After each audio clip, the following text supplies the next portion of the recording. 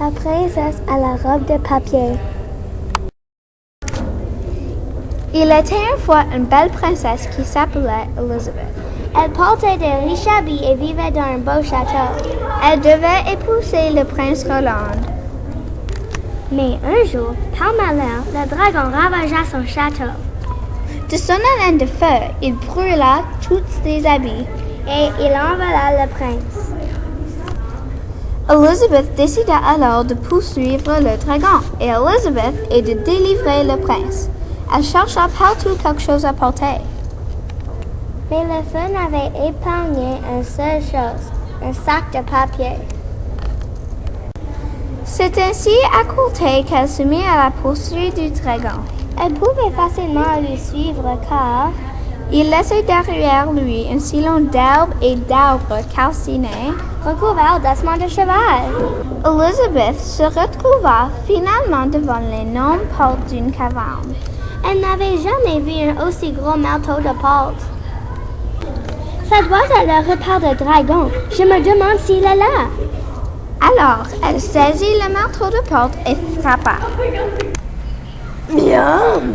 Une princesse! Les princesses sont mon mets favori, mais j'ai déjà mangé tout un château aujourd'hui. Je suis très occupé. Revenez demain. Il claqua la porte si vite qu'Elizabeth fallait la recevoir sur le nez. Elizabeth reprit le marteau de la porte et frappa une seconde fois.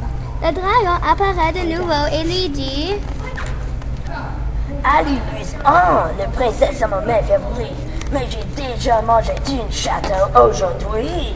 Je suis très occupé. Revenez demain. Un instant, est-il vrai que vous êtes le dragon le plus intelligent et le plus féroce de toute la terre? Oui, lui affirma-t-il.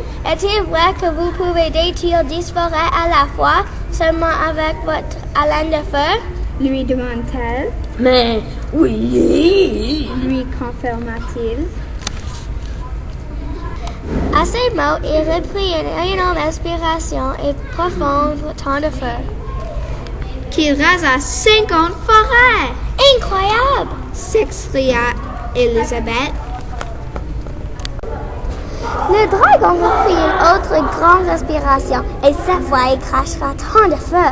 Qu'il indiqua 100 forêts! Extraordinaire! S'écrie-t-elle encore. Pour la troisième fois, il reprit une énorme respiration, mais cette fois, il n'en sort pas un seul flamme.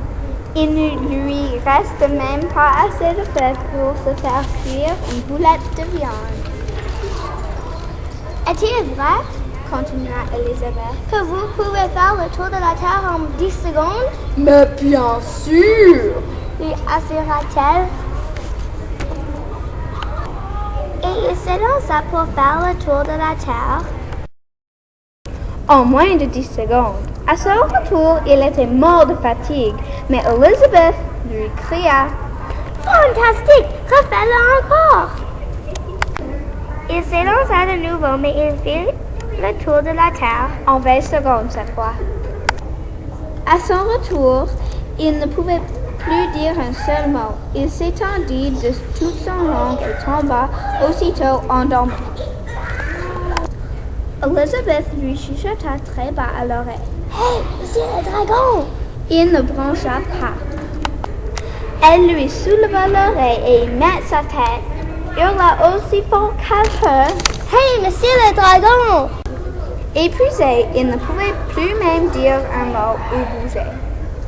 La petite princesse enjamba l'énorme bête et alla ouvrir la porte de la caverne.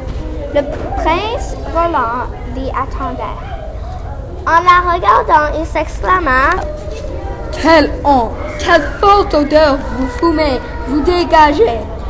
Vos cheveux sont abominables et vous êtes à côté d'un affreux et vieux sac de papier.